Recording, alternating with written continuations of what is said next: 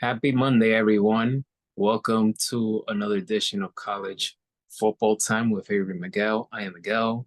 This is my partner Avery. Avery, another interesting weekend of college football. Absolutely. Absolutely.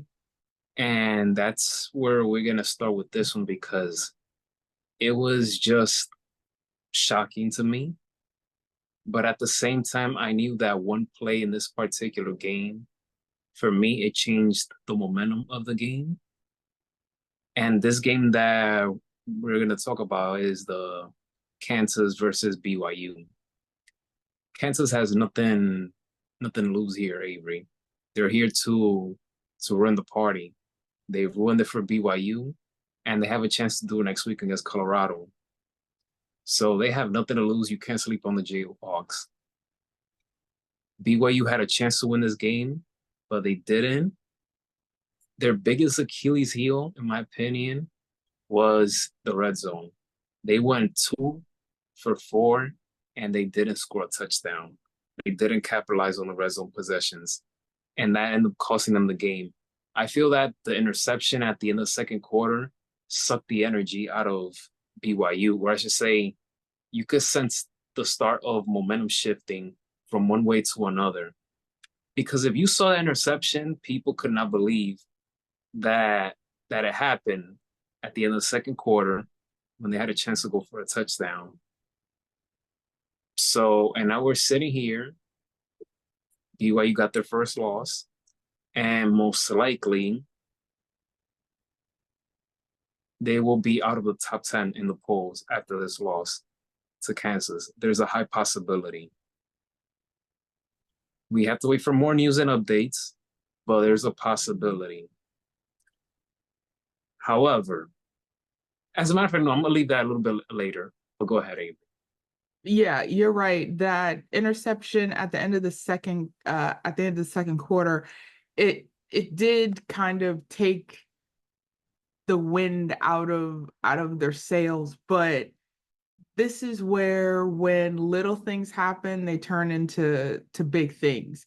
And it's interesting because even though Kansas won this game and the score was only 17-13, you would have thought that this was like a huge upset, kind of the way we're portraying it. You would think this was like a 30-10 upset for BYU. But it's interesting you say the Kansas Jayhawks, you're right. They have absolutely nothing to lose. They're playing, spoiler.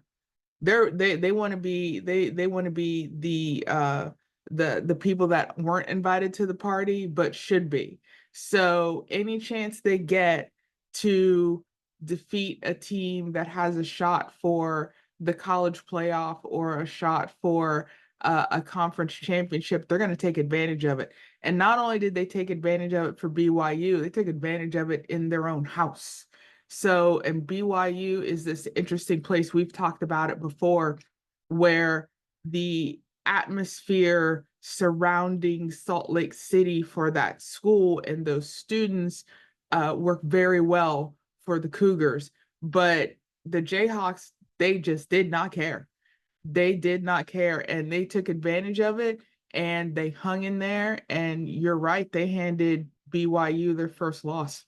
And the interesting thing about it is, Jalen Daniels, the quarterback, only threw for 169 yards, but also the running back, Dylan Neal, ran for 2 touchdowns.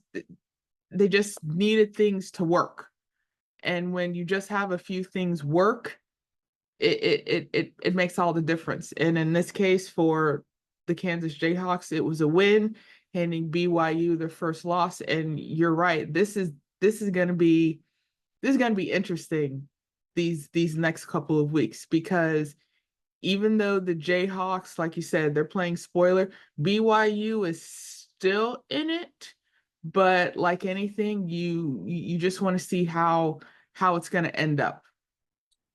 And speaking of things getting interesting, Arizona State defeated Kansas State, and BYU and Arizona State, they will collide and the winner of that game could potentially, head to the Big 12 title game. So that's something to look out for. Yeah, But as of right now, I believe it is Colorado and BYU leading the conference. So BYU kind of has to, get their head on straight. And Colorado, they've been kind of just hanging out the whole year, kind of not, they're being Colorado, but at the same time, Colorado's kind of just hanging out, just handling their business, and kind of not the light's not on them, but at the same time, like we know they're there. yep, I agree. Tulane versus Navy. When this is one of those matchups where I'll be honest, I didn't pay attention to because there's was just so many. But then when I looked at Tulane's record, I looked at the highlights of this game. Oh, Navy, Navy, Navy, Navy. But then again, that one key injury, again, we're talking about when we sucked the energy out of the building. That was it. However, much credit to Tulane. They came out to play. And this is a quiet Tulane team that is 9-2, 7-0 in conference play. I love, and repeat, I love teams that are doing well and they're not getting talked about much. And who knows, maybe after this win against Navy, which I believe this is their third straight loss. Now that they went from 7-0 to 7-3. I could be wrong. But this victory guaranteed a championship meeting on December 6th against the number 16, and I'm wearing the color. It wasn't on purpose. It's just one of those things that happen. Army. Ah, But hey, Army, Navy, Air Force, I salute you guys. As I got older, I appreciate all you servicemen and women that have fought for this country. We don't have to wait for Memorial Day or Veterans Day or even 4th of July for that matter to appreciate what you guys have done for this country. I picked a random day to talk about it because that's how I am. I don't like to wait for no specific holiday to show appreciation. But yes, Tulane versus Army, that's gonna be an interesting one. That's gonna be an interesting one. But if I had to pick, I had to go with the servicemen. I gotta go with yeah. Army. So Of course, I completely agree with you. I was surprised that Navy got shut out, but you're right. Injury shifts the momentum of a team. You hope that the team can pull together, to try and make the game plan work, and it just didn't work out. But just like I said about Colorado, Tulane is kind of like under the radar, playing really good football, and kind of nobody's talking about it until you talk about the conference they're in. And it just worked out well over the weekend for Tulane that not only did they shut out Navy, they routed Navy 35-0. And you're correct. They are 7-0 in the conference. Army is also 7-0. That looks to be the championship game. And if either of those teams win, that is a chance for the college playoff. But you're absolutely right. It's not just over the weekend when we see these surprises, but it's also over the weekend where we get a chance to see these teams that no one else is talking about. So talking about Tulane, I mean, they're in it. They are locked in right now. And right now, just everybody talks about, well, who they've played, just like Army, who has Army played, who has Army beaten. Same thing with Tulane. But when you're just playing really good football, it just works. It just works. And right now, it's working for Tulane. It's working for Army. If this championship game is set, which I believe it is, I mean, this could be a really great game looking at these two offenses and the season they both had. And I'd be really interested to see that game as well.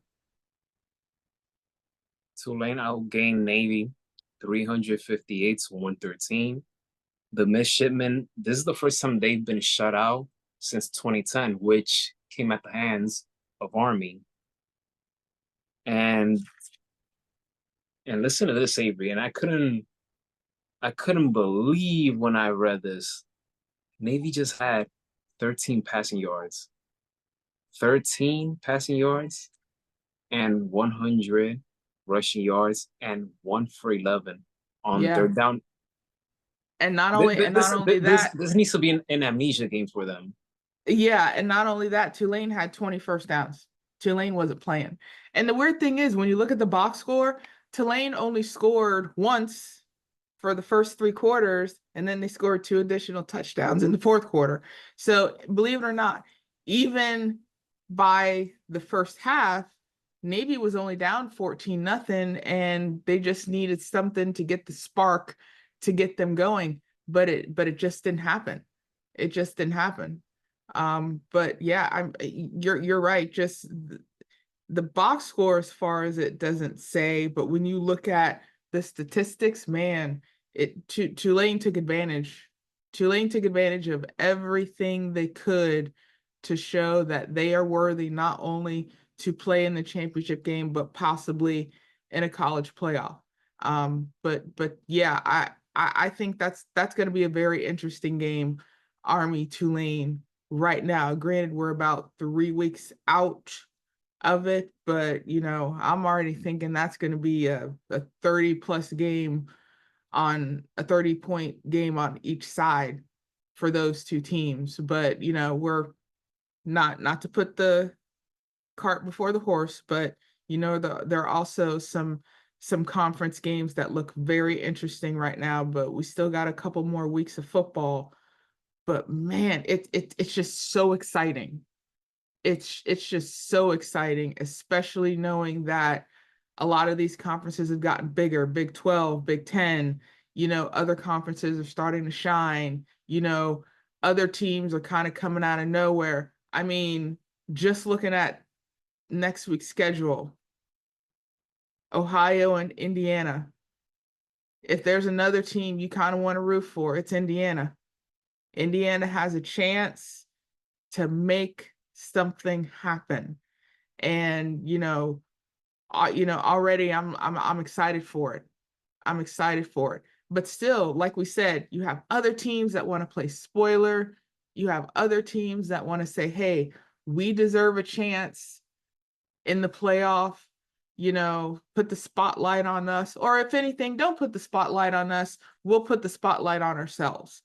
And it's just been great football. And even with the college playoff, and still, the system may not be perfect yet, but knowing what the opportunities are for a lot of these schools that may not have gotten the chance if it was just the 4-team playoff, it's just really interesting to watch. And if you're not excited for college football now, in the next couple of weeks, you're going to be really excited for college football then.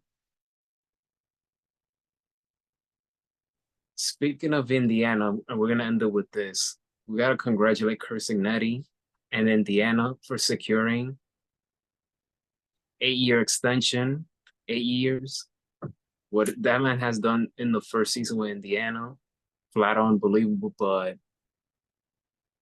boy, 8 more years of this, and let's see what And happens. But he's a tremendous head coach and has done a great job so far. absolutely. And considering what he's done for the team, even if you look at when Kirby Smart got his extension for Georgia, they want to make sure that a head coach is locked in for the players that are coming into the school.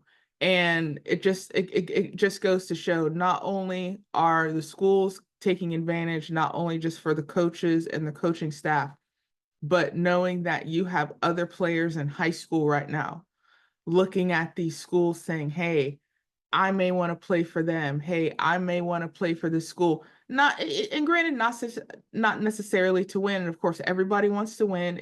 There's nothing wrong with wanting to win, but it's also the mentality, it's the culture of the school, and these young men want to be a part of it. And it's going to be great in the next couple of years to see other schools and their culture change and who they bring in, whether it be recruiting or whether it be transfer portal. And it's going to, I think in the next 3 years, it's going to be really good for college football. Granted, things still need to be hashed out with, NIL, transfer portal, and the like, but this is a really, really, really good time to be a fan of college football. I'll say it until, people are sick of it, but it really is. It's the truth. It's the honest to God truth.